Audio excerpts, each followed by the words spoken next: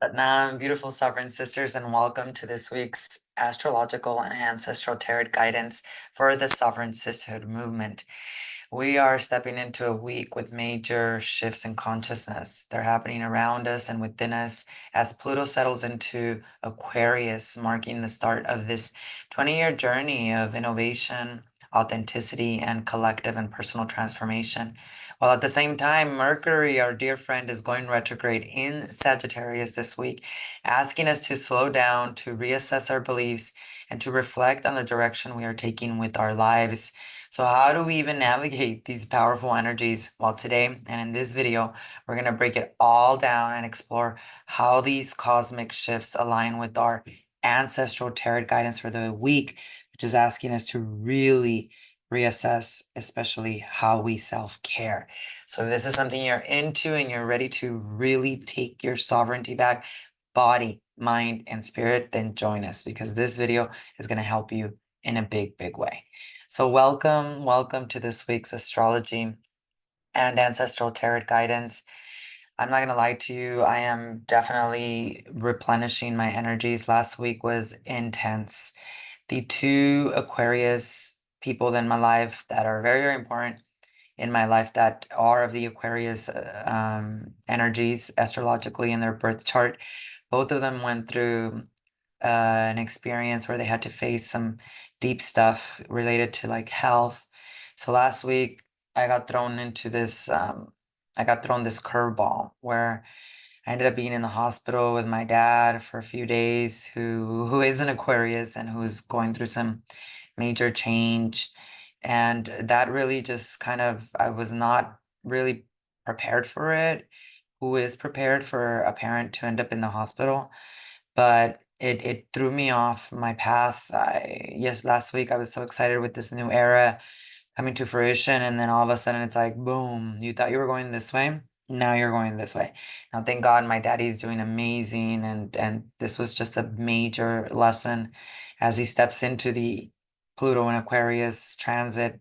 I'm a Capricorn. When Pluto first went into Capricorn back in 2008, I went through a very similar experience with him that like he did, where I was facing these very scary things around my health, around my life in general. And so I understand him. I understand what he was going through and what he is going through.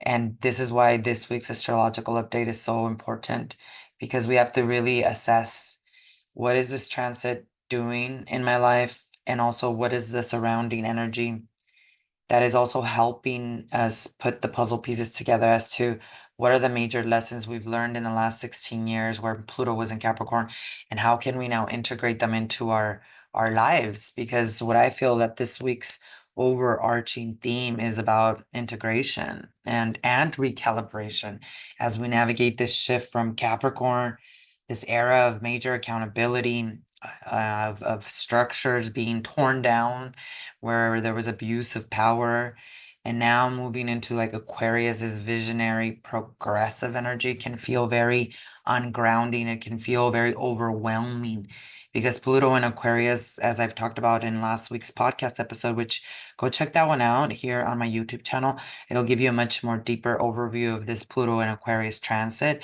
but it's so different than the Capricorn energy, where now we're like looking at this power to the people, collective empowerment, global healing, innovation, technology, and it just can feel so overwhelming because it's more difficult to discern the levels of amount of information that is being thrown to us. And Mercury going retrograde on the 25th in Sagittarius is going to challenge us even more to slow down and integrate, to reassess our beliefs. Sagittarius, ruled by Jupiter, wisdom, what are your belief systems? What is it that, how can you align your actions now with your deepest truths? So this, many people talk so badly about Mercury going retrograde, and so many memes are around it. Just why? Because it happens 3 to 4 times a year. It's the only planet that goes retrograde so often during the year. That's why there's a lot of talk around it, but it's not a bad thing. It's about us slowing down in order to navigate the overwhelming amount of possibilities to navigate through perhaps a period where Mercury is going to be retrograde until December 15th of miscommunications and especially resistance to change. Those that are facing severe health scares or severe life-threatening situations and experiences, the resistance to that change from an old era of you think that God is outside of you in a church and a priest and a guru to the age of Aquarius, knowing that God is within you and that you can ask for help in the human experience. Those that have developed through the dark nights of the souls that they've been through in the last 16 years, especially a closer relationship with God, will not have a harder resistance to change. But without the inner healing work, this is why my focus on helping women generationally heal themselves and 7 generations before and after them will become prominent and vital in this new age of Aquarius, because the only reason why we have resistance to change is when we have not done the healing work of learning to accept our past. And that's what's happening right now. As Pluto is now into Aquarius, those people that are not putting together those puzzle pieces of the past 16 years, learning that healing is 99% of healing is acceptance, and looking at the behaviors and thought systems that need to absolutely go away and that cannot survive or even thrive in this age of Aquarius. Those are the ones that are resisting the change, and those are the ones that are being faced with these like literally like life-changing pivotal crossroads. Resistance to change right now is going to create a lot of suffering, but we're given so many opportunities, especially during this transit of Mercury going retrograde, to reconnect with ourselves, to align with our truth, to step into the visionary leadership that Aquarius is all about. And during this retrograde of Mercury, by slowing down, we're focusing on those priorities. We're integrating those lessons from the past, repetition, awareness, and feeling those emotions. That's the way we can turn these challenges into really powerful moments of transformation. So with Pluto newly in Aquarius, some of the things that we can expect, because remember, this is a transit that goes through a 20-year cycle, 2024 until about 2044. However, the age of Aquarius is a longer transitory period. The age of Pisces was over 2,000 years old. Same thing with the age of Aquarius, over 2,000 years old. But we're really feeling the newness of it now as Pluto just stepped into Aquarius. There's a lot of debate as to when the age of Aquarius actually began. It feels real now that Pluto's in Aquarius, but like the Mayan ancestors talked about this major shift into the age of Aquarius to have commenced in 2012, which is why a lot of people were afraid that that was the end of the world or the end of planet Earth, when it was the end of a world, of the end of the way we were in relationship to the world, to time.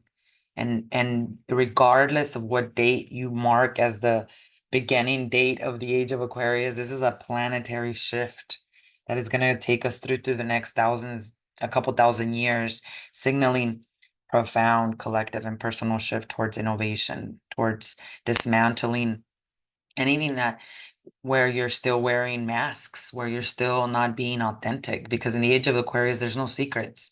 Our energy speaks louder than words. And with the amount of just technology that's going to be distributed to the human consciousness, plus us activating our own most powerful technology, which is our brain, our nervous system, like things that you thought would never even be possible will not only easily be possible, but you will be able to create them instantaneously. So time and the way we relate to time is going to change in a big way.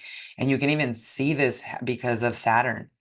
Saturn's rings, they represent time, and he rep or she or is they he's seen as a masculine. He represents father of time. They're disappearing, which means the way we relate to time, the way we experience time is completely going to change very quickly here. Many quantum physicists and scientists are already talking about that, which again points back to what I've been talking about, your nervous system. The constant stress, cortisol, adrenaline, the constant consumption of information, along with the fact that very few people have dealt with their generational trauma, that's going to change our nervous system so much faster than it's changed even in the last 5 years, our brains. So if we were not doing these preventive medicine work, which is the meditation, making sure you ground through being connected to nature, the making sure your nervous system is regulated so you're making better choices as to what you eat because your gut is your second brain. Those people that continue with those behaviors and habits of how the way they used to survive in the age of Pisces, they're going to have a really hard time in the age of Aquarius, because in the age of Aquarius, none of that will be sustainable. And even the most intelligent people who do not take care of their nervous systems will have these nervous system collapse, basically what they call burnout now. And it's going to feel like hell in this body, which is why, more important than ever, holistic approaches to healing, addressing body, mind, and spirit will become even more popular, especially in the next year. We're seeing that with Saturn in Pisces right now. That is so symbolic, and Saturn going direct, as I've talked about in my previous podcast episodes here on my YouTube channel. You can go check out that podcast episode, I think it was 3 weeks ago, where Saturn went direct, and it just symbolizes how much of even our medical Western medicine is going to change. Being in the hospital last week with my father is just, one thing that I pray for a lot is for God to give me the wisdom to make an impact in the healthcare industry and to change its ways of just putting band-aids on on what needs to be addressed as a root cause problem. So you're going to start to see so much change around that. And it's not going to happen overnight, but there's a lot to look forward to and a lot of faith to have as it relates to finally healing humanity, and especially our children who are suffering so much with these new nervous system disorders, because they're not mental health disorders, they're nervous system disorders that come with this new era and new age. So overall, we're working with a lot of revolutionary changes, social movements, advancements in technology, which this week, can feel very overwhelming, because as Mercury now goes retrograde, Mercury being retrograde is in Sagittarius, brings this very reflective, slower pace to our thinking. And that can be very uncomfortable for those of us that have not dealt with the adrenaline or cortisol issues of high levels of stress. You think about it, this week is also holiday season, right? Like now people are going to be traveling, hanging around with family. That triggers them really bad, during the Mercury retrograde in Sagittarius, the sign of exploration, of higher learning, it can feel really disrupted, because now you can feel so overwhelmed with information that there is no clarity, or you can be filled with uncertainty and fear, and also miscommunications around that can cause a lot of friction around the holiday season, where you're around family that maybe you haven't seen in a long time. What Mercury is going to force you to do from now until December 15th is reassess your beliefs, your personal philosophies. And that's so important as Pluto just entered Aquarius too, because this is how you're going to deal with that overwhelm. You're going to look at your deeper truths and align more with your personal philosophies without feeling that you're going to make someone upset. You get more sick by not speaking your truth than by making someone upset about your truth. There's billions of people in this world. Not everyone's going to agree with you. So it's so important for you to take this time as Mercury goes retrograde to reassess those belief systems and to work a lot on your communication, because with Mercury retrograde and Sag, there's a lot of misunderstandings that that can happen. It's so essential for you to pause before speaking or making decisions during this time, so that you don't burn the entire ship, right? You want to just be very, very mindful about things that might not be going your way, because Mercury retrograde, there's a lot of delays, a lot of revisions, delays in travel, delays in projects.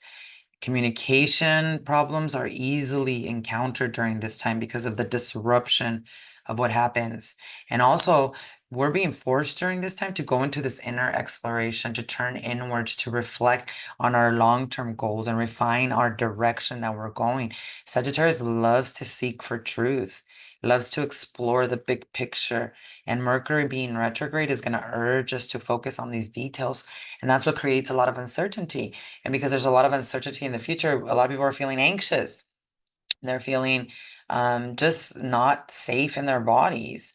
While this retrograde is going to make us feel more uncertain, it's going to encourage us to slow down and reassess, offering us an incredible opportunity to ground what have I learned in the last 16 years? And Pluto now moving into Aquarius, so that we can be reminded of the progress that we have already made, but also look at, the misalignment, not in a way that you have to judge yourself, in a way that you can look at where more grounding needs to be done, where the T's need to be crossed, the I's need to be dotted, all an incredible opportunity to get it right as we step in fully into this Pluto Aquarius energy. And I really do believe that it's based on your chart too, but this is going to be disruptive energy to help you ground your truth. So one thing that I will suggest that you do is you can pull up a free birth chart anywhere online now. They're completely free, and find out what house Sagittarius rules in your birth chart. We all have Sagittarius somewhere in our birth chart. What house is it ruling?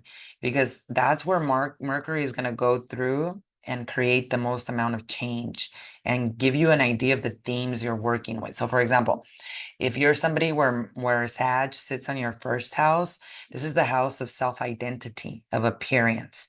So the impact that it's going to be on your particular life during these next few weeks is that you might feel really unclear about how you present yourself to the world. This could lead to a lot of doubt and questioning about your beliefs, self-image, or how others even perceive you. So your focus for those that are in the first house energy, reflect on your personal philosophies. Ensure that your actions are aligned with your authentic self. Avoid making drastic changes, especially to your appearance or identity, until clarity actually starts to return. For those of us where Sag sits on your second house, this is all about your finances. So for now until December 15th, you are going to be faced with a lot of financial decisions, maybe those that are delayed or that are going to require you to reevaluate. There could be a lot of confusion around your values or your material security, which means your focus needs to be on reassessing your spending habits and priorities to reflect on whether your current financial strategies align with your long-term goals. For someone that a Sagittarius rules or governs their third house, this is all about communication, siblings, local travel. So the impact between now and December 15 is miscommunications and misunderstandings are likely, especially in this house, right? Delays, disruptions in travel plans, and technical issues with communication devices are going to occur. So what's your focus? Double check all correspondence and travel arrangements. Use this time to revisit conversations or ideas that need clarity. For someone with Sag in the fourth house, this is going to be about your home and family. So issues related to family, your living situation, maybe you're moving, maybe you're confused as to where you need to be living. This is all about emotional foundations that are going to resurface, where there could be a confusion around the home. So the focus for you, reflect on your sense of security and connection to your home. Use this time to resolve any lingering family matters or to even rethink your living arrangements altogether. So for those on the fifth house, I'm going to go through all of them so that you can go to a free birth chart online, find Sagittarius in your chart, and find out what this Mercury retrograde is all about for you. If you don't even know how to do that, it's so easy to just upload your free birth chart onto ChatGPT or any other AI and to tell it, hey, where is Sagittarius? What house is Sagittarius on my birth chart? And also where is Mercury prominent in my birth chart? Because it will tell you specifically what house and what you're working with this Mercury retrograde. And then it will also tell you even how prominent Mercury is in your birth chart to kind of get a really good story as to what to expect during this transit. For those of you in the fifth house, Sagittarius, this is about creativity, romance, and children. So maybe creative blocks or complications in romantic relationships. Plans involving children or hobbies are going to require maybe adjustments. So your focus for my fifth house people, revisit past creative projects, explore playful ways to express yourself, and reflect on your romantic and creative goals. For those of us with the sixth house alignment, if the Sagittarius energy, this is going to be all about your health, your work, your daily routines. So the impact will be around delays or confusion in your work tasks, schedules, or maybe even health routines. So watch out for misunderstandings with colleagues and focus. Your focus needs to be on reassessing your daily habits and how they align with your well-being. So use this time of Mercury retrograde to refine your approach to work and to health. For those of us in the seventh house, this is about partnerships and relationships. So the impact is going to be on your relationships, personal and professional, where you're going to maybe face misunderstandings or unresolved issues. Old partners may resurface, or contracts may need reviewing. So your focus needs to be on how you communicate in partnerships and whether these connections align with your true values. In the eighth house, this is going to be about transformation, shared resources, intimacy. So the impact with Mercury retrograde in Sag is about financial agreements, joint ventures, emotional intimacy could encounter delays or maybe require reevaluation. Any hidden truths are going to surface also during this time, which means your focus needs to be on reassessing your boundaries and shared resources, diving deeper into unresolved emotional or psychological patterns. If Sag is in your ninth house, this is going to be about travel, higher education, philosophy for the next couple of weeks until December 15th. But remember, there's a 2-week shadow period post Mercury retrograde, which the energy is still very much alive. So if it's in your ninth house, the focus is going to have to be on revisiting your philosophical or educational pursuits, reflecting on whether your current path aligns with your deeper truth or not.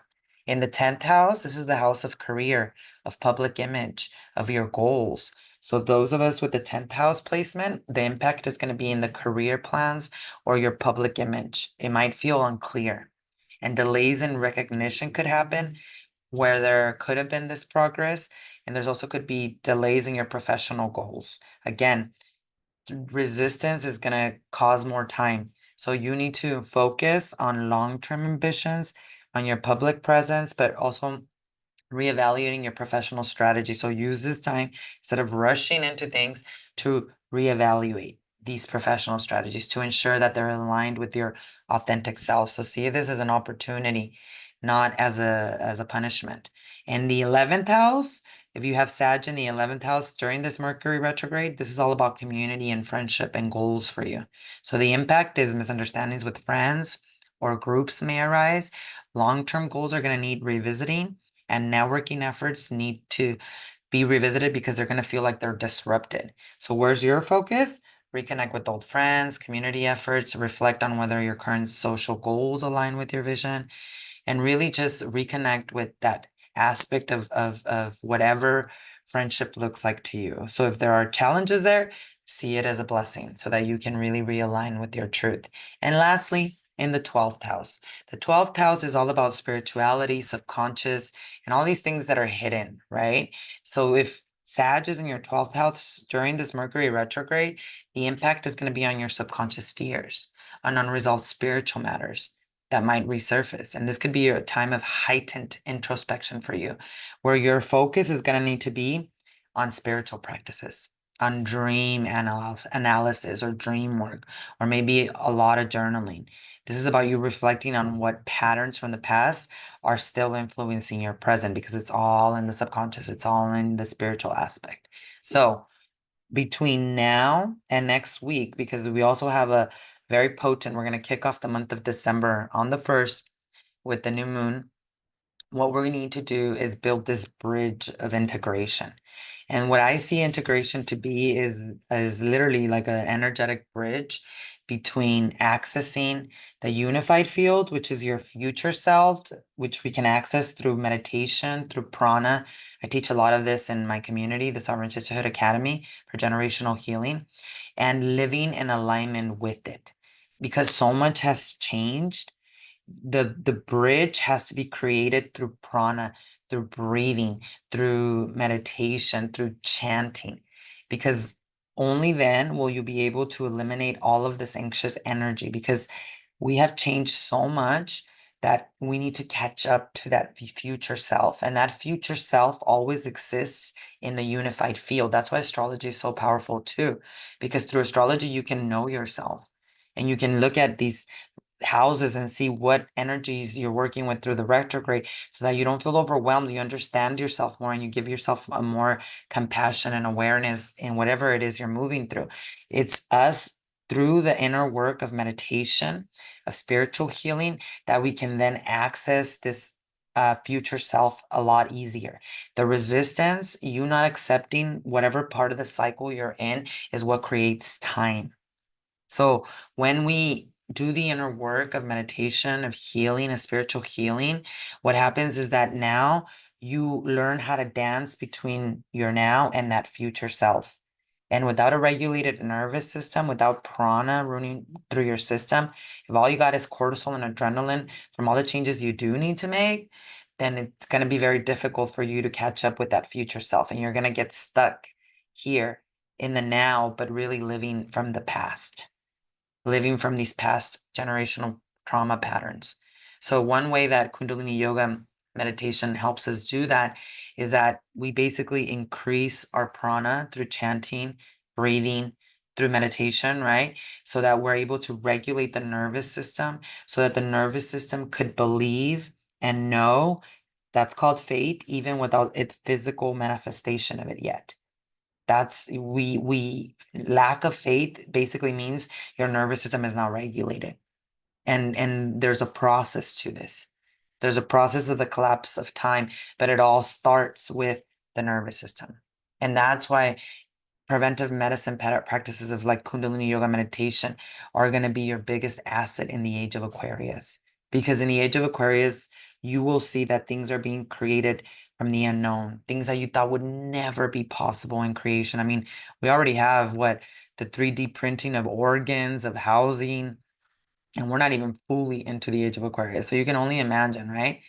But that doesn't mean that humanity is going to heal overnight. In fact, there has to be a bigger push for us to work with these preventive medicine practices to have a regulated nervous system in order to create the world and the universes that we want to create consciously and not unconsciously. Because without a regulated nervous system, you're creating unconsciously. And in fact, you're using your energy to destroy yourself, others, instead of to create, which is what emotions are to be used for.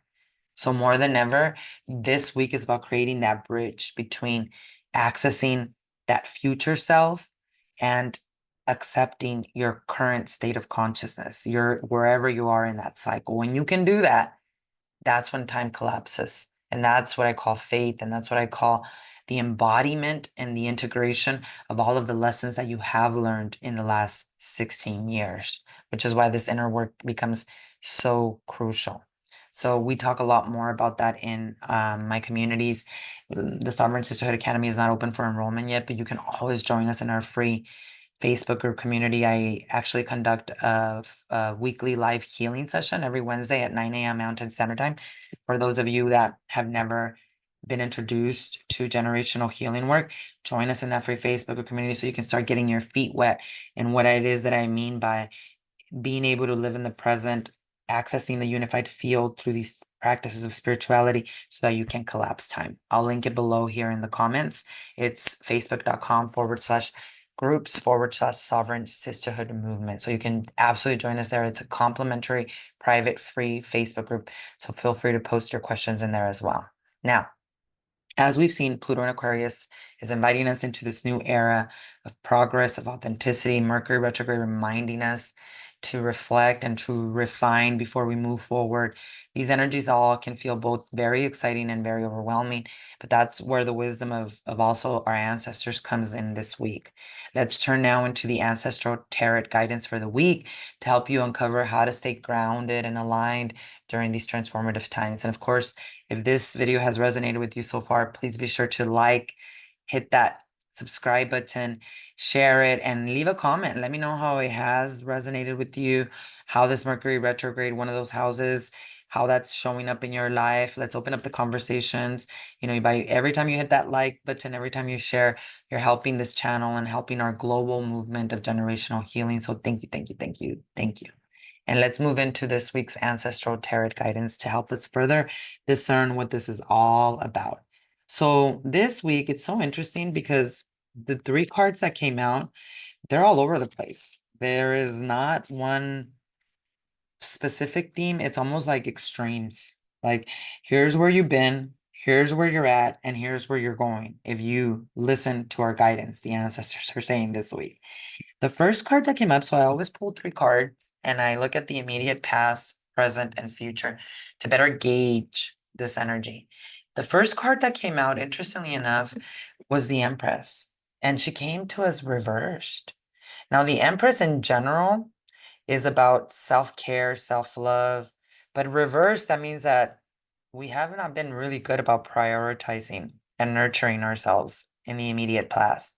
We may feel like we're coming from a period where there was a lot of creativity that was stuck. Maybe there was fear of judgment of your ideas. So we've had to really work through this time where we've had to let go of these creative blocks without worrying about other people's opinion. This card is about giving too much of yourself to others, neglecting your own needs and well-being when it's reversed.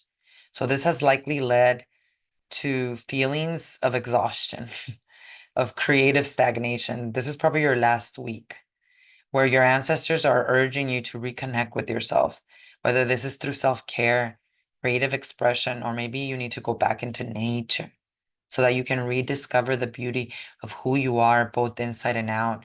And so that you can focus on healing any imbalances in relationship where you've overgiven, or maybe even were too controlling or were controlled.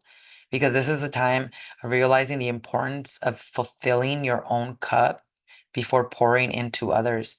And I really do believe that this is also reflective of the 16 years of Pluto and Capricorn and the lessons we've learned about that. Because think about it, Capricorn and Pluto for the last 16 years was about where was their abuse of power. So if you were someone that is coming from patterns of taking care of everyone else you don't know you're doing this. You think you're just helping and you're like this really nice person, but the real reason we do that is to avoid what's going on in here. So if you are someone who had this pattern, especially in the last 16 years of codependency, it's time for you to really address that. Because in the past, the Empress is saying that you're still learning those lessons about self-acceptance and not worrying and caring about what other people think, especially them thinking that you're selfish for taking care of you. This is about you rediscovering the beauty of who you are inside and out. So how could you do that if you're constantly just giving to others but not to you? So this is a reality check. The ancestors are saying there is importance in filling up your own cup before pouring it onto others. And that's the lesson that Pluto in Capricorn has been trying to teach you. So if you're finding yourself stuck, it's because you're still integrating this lesson. And I can assure you that that's what it is, because in the immediate present, the card that we get is the Seven of Cups. And this is reversed too. And the Seven of Cups in this present energy is about clarity and focus, about avoiding overwhelm, which can feel that way with the Mercury retrograde energy, and about ground decision making where you can trust yourself. Because in the present, what this card is saying is that we're in a crossroads with many choices in front of us. But the reverse Seven of Cups is calling for clarity and simplification, a reminder to, hey, step back, ground yourself, and assess which are the paths that align with your long-term vision and your soul's priorities. Avoid being seduced by unrealistic options or the illusion of shiny objects. Instead, trust your inner wisdom to guide you toward what truly matters. And isn't that what Mercury in retrograde is all about? Beliefs. So that's, again, it's a blessing. If things are not going your way, the goals, the deadlines, it's a blessing. Because this is a time for decisive action based on alignment with your true self, not reaction, not impulse. So Mercury going retrograde in Sag is going to give you that clarity you need for that long-term vision. Because right now, you are really, really needing to reassess that. Pluto being in Capricorn or now in Aquarius, this is a transition point, right? So if this is a transition point, then what this means is that it's time for us to really not bring the baggage from the past. That's the whole thing. It's you realizing that you can drop the bags off. Pluto in Aquarius is a temptation to just leap into these new ideas, right? Be that revolutionary visionary, But the Seven of Cups is like, well, you can't do that yet because we need to ground your decisions in wisdom. And that's what this Mercury retrograde is going to help you with tremendously. And the reason why I know that you're going to come out victorious and why you can trust whatever it is you're moving through is because of the future card. In the immediate future, we have the King of Swords upright. I love that because he is the card and energy of clarity and authority.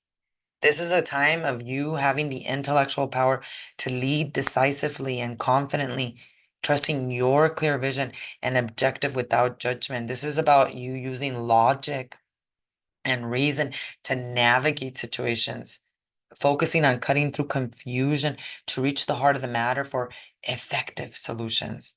This also could mean you seeking guidance from an expert, from somebody that's more knowledgeable than you, a mentor, a coach, especially if it has to do with anything that might have to do with the legal, financial, or just the structured matters of what it is that you're doing. But this is about you now leading with integrity from a place of respect, of fairness, of using the insights you've learned in the last 16 years. And in the future, what this means is that you're stepping into a position of power because you've done these two things, though: the slowing down, the reassessing of your belief systems. Because of that, there's clarity here now. There's a time for you now to lead with the intellect, with integrity, with authority, where you can trust your ability to make fair, logical decisions. So as we move into this Aquarian energy, it's so important, as the King of Swords is reflecting here, for you to use this intellectual clarity and detachment from outcome needed to actually lead with vision and fairness. There's one similarity between really successful entrepreneurs, that they believe in what it is that they are selling or creating, regardless of how many no's or how much rejection they go through. And this, with this card, now you're going to have the ability to prioritize this innovation so that you're not overwhelmed, so that you can stay on your path regardless of what gets thrown to you.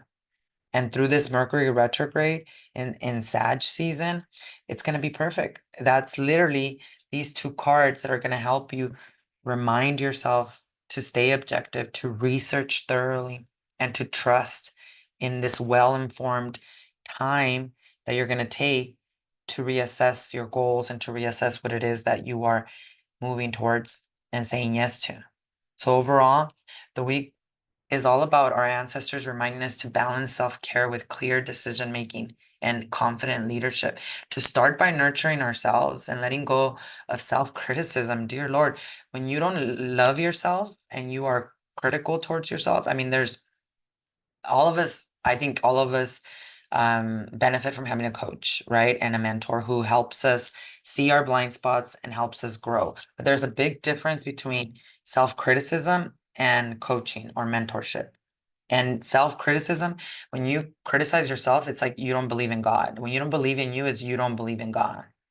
So being aware of that during this uncomfortable time of Mercury retrograde is going to be your biggest flex, because then you'll be able to focus on simplifying your priorities. And truly, it's what do you think about yourself?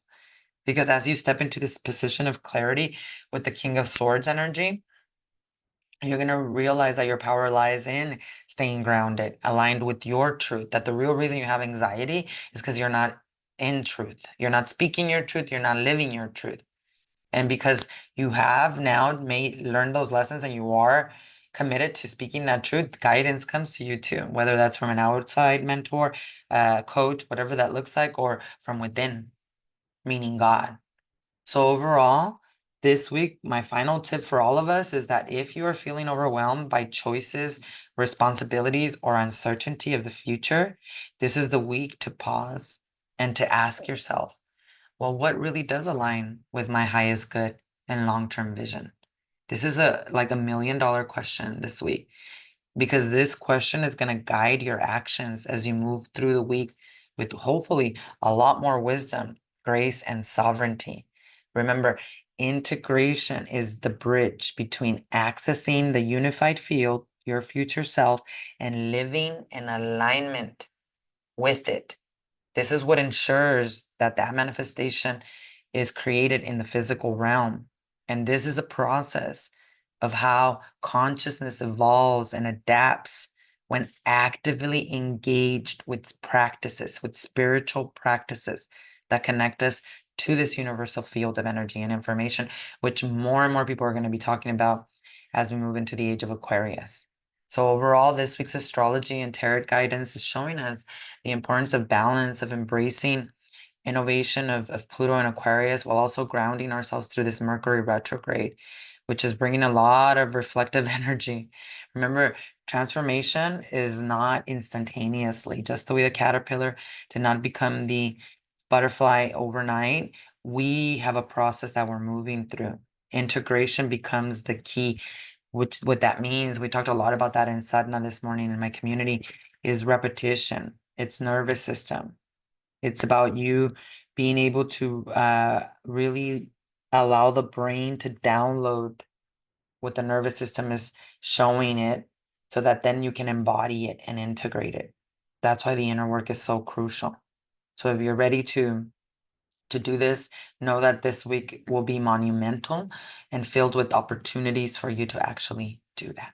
Now, as I said before, the Sovereign Sisterhood Academy for Generational Healing is not open for enrollment, but you can always join us in our free Facebook group, the Sovereign Sisterhood Movement. I'll link it below. This is where I host my weekly live healing sessions on Wednesday.